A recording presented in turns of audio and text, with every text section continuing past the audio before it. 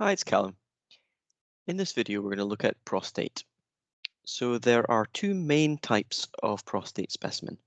There are biopsies, and that's what we're looking at here, or there are full resection specimens, where they take out the whole prostate for prostate cancer.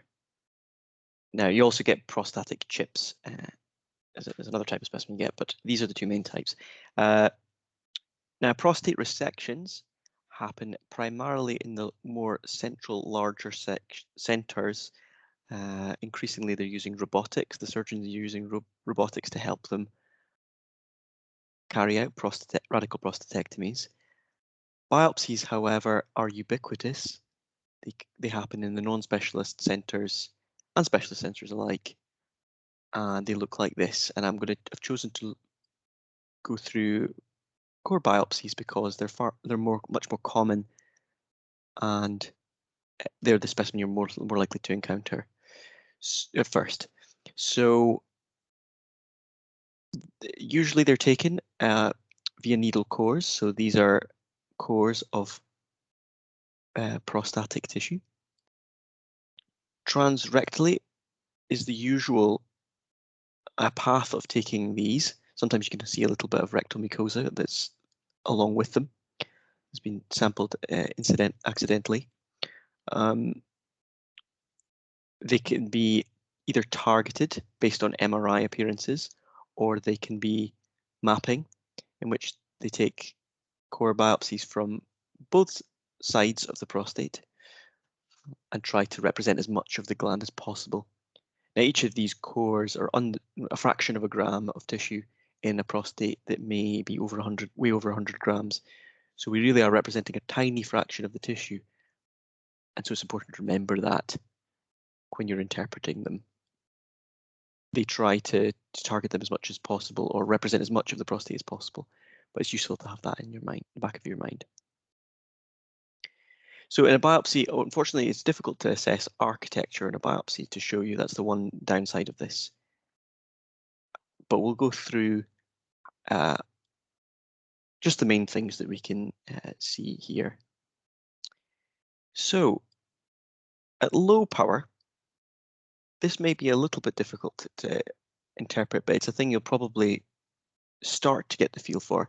There is what we might call an organoid architecture, by which we mean there's not a random architecture. There's not just glands randomly distributed through here. It's an organoid architecture. So by which I mean, if we look here, there's almost, you can imagine you've taken a cord through tissue here. So you can almost imagine this was maybe a sort of roundish structure here filled with glands that they've gone through. Maybe this is the edge of another one. And here's another thing. You can imagine this would have been a roundish collection of glands that they've just gone through. And here again, maybe we've just got the edge of a collection of glands here. And it kind of has an organoid. That's what we describe as like an organoid pattern. We'll come back to that when we discuss breast histology, which also the architecture is important. But at low power, I can first of all see this organoid pattern. It's not a random collection of glands. Secondly, the glands themselves, I'm reassured by that there's no cancer here. These look normal because they have this irregular, this is one gland here that has this irregular, almost branching, almost jagged outline. Almost finger-like in places, you know. And that is the normal appearance for prostatic glands. So they all have that kind of jagged, slightly irregular look to them. And that's a normal appearance. In between the glands, there's all this pink stuff, the stroma. That's quite dense pink stroma. And we'll go and look at these things in higher power now. Let's zoom right in. Higher power. So this is quite a good field. So we've got some glands here. So the glands are lined by epithelium. That lines all these glands. But there's actually a bilayer. So the epithelium forms the luminal aspect. And let's see if we can find a bit. Let's see if we can point you towards a bit that's illustrates this nicely. Perhaps here. So the epithelium, on the luminal aspect, has nuclei that are basally located. So they're located towards this end. And then at the luminal side of the cell is all the cytoplasm, which is got this kind of clear vesicles in it, filled with the secretions, and that's because the cells are busy secreting the fluid into the lumen of these glands. So that's what these look like. So it's a single layer of epithelium, which has basally located nuclei, and apically orientated cytoplasm that faces the lumen. And the nuclei are quite small. There's no nucleoli, which are small, which we would appear as small round structures in the middle of the nucleus. We can't see them, or if we can, they'll be infrequent. The nuclei are small, lots of apical cytoplasm, and so there's a single layer. But I said it was bilayered, and that's because outside of the single layer of epithelium, there is a basal layer. These are probably the basal layer that it's probably from the basal layer that replicates to produce these mature apical cells. So this is the basal layer, and that's kind of their smaller cells that are around the periphery. They've got much less cytoplasm, and you can see them here as well, around the outside, the basal layer. And that's when we talk about a bilayer or having a basal layer. That's what we mean. These glands have all got a basal layer. This is really important when we come to diagnosing cancer, because the absence of this basal layer, together with some other things, is the hallmark of prostate cancer. Okay, so if we're going to diagnose prostatic adenocarcinoma, we need to see an absence of this basal cell layer.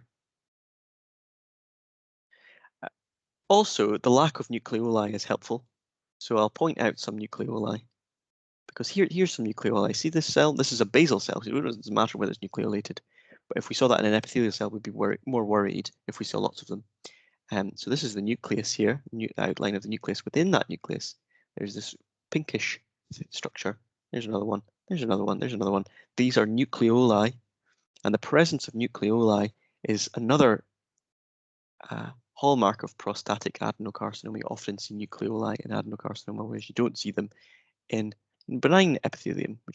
So here's the epithelium. I was pointing them out in the basal layer, whereas the epithelium doesn't have nucleoli, so that's fine. This is benign. The other thing that I saw just there, here we go. This structure, this is kind of the secretions which have formed this structure, lamellated structure. You know, it's got the lines within the lumen, and this is called corpora amylacia, and that's a benign sign. So if you see them within glands, those glands are probably benign, along with all these other things. So all these things are reassuring. Some situations aren't so clear cut, and you don't know, you can't really tell. Sometimes it's difficult to tell whether where the basal layer in this gland, which one's the basal layer here, and which with the epithelium. You know, sometimes it's difficult. And if you see that in the context when you've got nucleolated, atypical looking cells, and you're a bit worried, here's another one. I mean, where's the basal layer? That's quite difficult. Yeah, so if you're in the context when you're quite suspicious, you can use immunohistochemistry to stain for high molecular weight cytokeratins or other markers that are only in the basal layer and not in this epithelium, and that's really helpful because then you can see whether there is a basal layer present, if there's cells of the basal layer there, and if they're absent, you can diagnose prostatic adenocarcinoma together with the appearances on the H&E section. In between the glands, there is this fibromuscular stroma. It's very pink. There's a mixture of collagen, probably elastin, and fibroblasts and smooth muscle cells that gives the prostate its contractile ability. And it's quite normal here to see glands in this kind of this collection here, and then to see some stroma without much glands, and then you perhaps see some more. This is the other structures. It's quite common to see. Prostate has a rich innervation. There's lots of nerves. There's nerve, um, nerve. Lots of nerves and lots of blood vessels. And nerves are important in prostate biopsies because prostatic adenocarcinoma often does a thing where it invades the nerve, perineurium, and it travels along the nerve, and that's called perineural invasion. And it's something that we always look out for when we see cancer, prostate cancer, because perineural invasion is an adverse indicator. I think that's pretty much all. Here's a bit of. Here we go. Here's a bit of. This might be a bit of urothelium here. So we've got a bit of. Maybe that's part of the intraprostatic urethra that we've got in this section, which is you can often see. And that's pretty much it. So that's a quick run through of prostatic histology. The next one we're going to do is seminal vesicle. So speak to you soon.